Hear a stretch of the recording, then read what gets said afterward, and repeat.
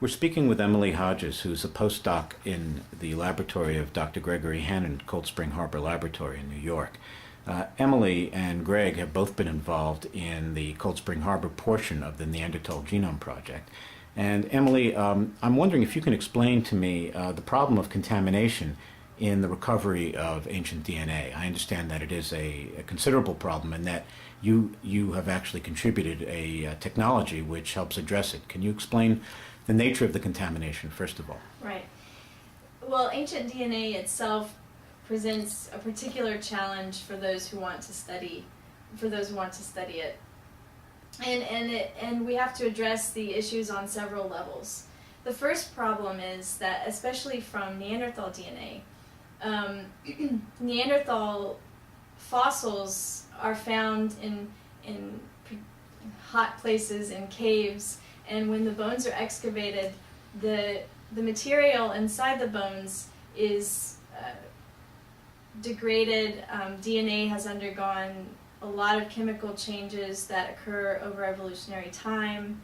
The bones are 30 to 40,000 years old, and not only that, but in order to extract the DNA, you have to core into the bone marrow. And what do you mean by core?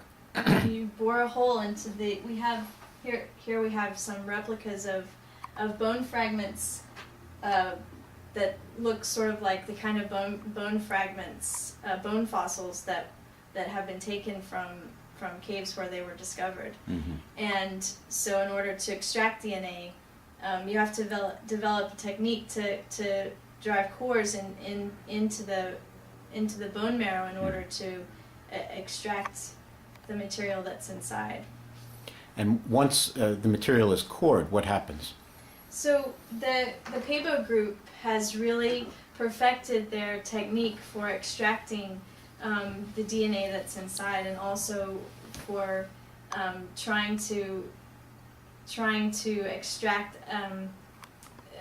and purify the sample as best as possible, and eliminate or to prevent further contamination of the DNA. How contaminated are the samples that you were working with? The representation of Neanderthal specific DNA from the material is about 1% of what's actually taken from the cores. So it's 99% or more contaminated. It is 99% or more contaminated with bacterial DNA, fungal DNA, and other types of contaminants that infiltrate the sample over many years.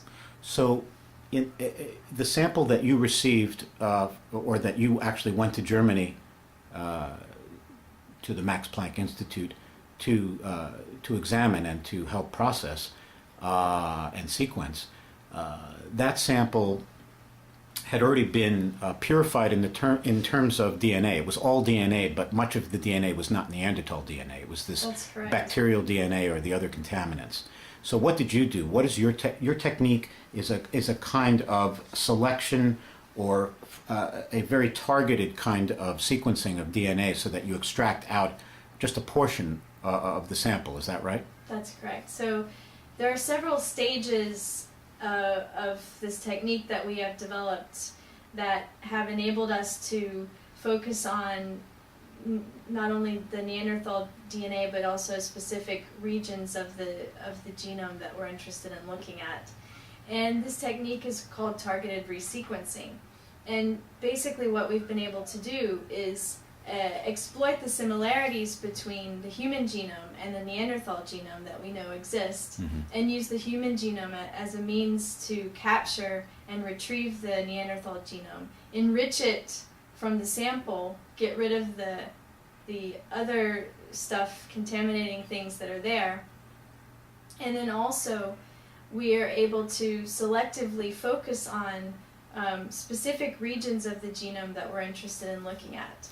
So if I understand you correctly, you wouldn't use this technique if your objective was to sequence the entire length of the genome. That's correct. Which is what the PABO group did do. That's what the PABO group have done. And we're actually using two important technologies together.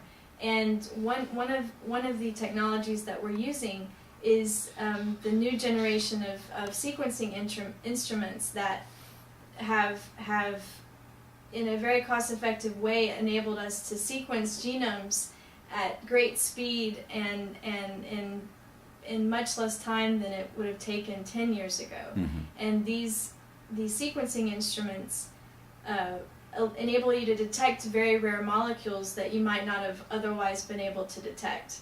So that, coupled with the other technology that we've developed, which is actually the selective resequencing part, where we use human probes to fish out the interesting regions of the genome so that we can focus on those in sequence.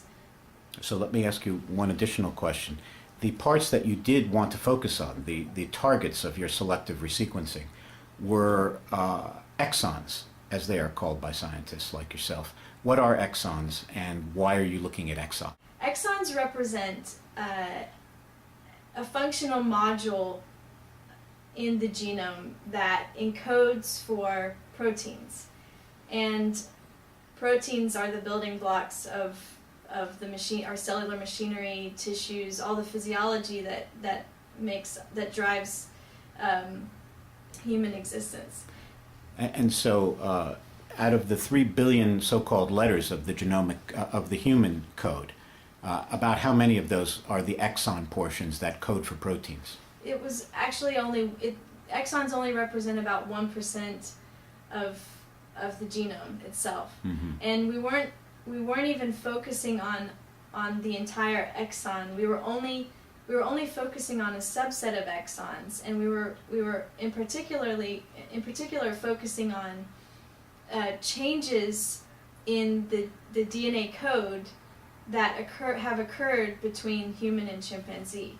So the idea there would be that if humans and chimpanzees differ in a certain spot within an exon that lead to a different protein occurring in the chimpanzee versus the human, you wanted to see where the Neanderthal fit in that relationship, whether the Right. Neanderthal had a human-like protein from that exon or whether the Neanderthal's protein looked like the chimps, right? Right, that's correct. So when we compared the human genome to the chimpanzee genome, we identified around 14,000 different substitutions, as we call them, or variations that occur inside the exons. Between humans and chimps. That's correct. And these variations potentially lead to changes in protein function, and that's why they're interesting. Mm-hmm. So we wanted to understand whether or not Neanderthal at these particular sites are more like chimp or more like human. Thanks very much, Emily. Appreciate it.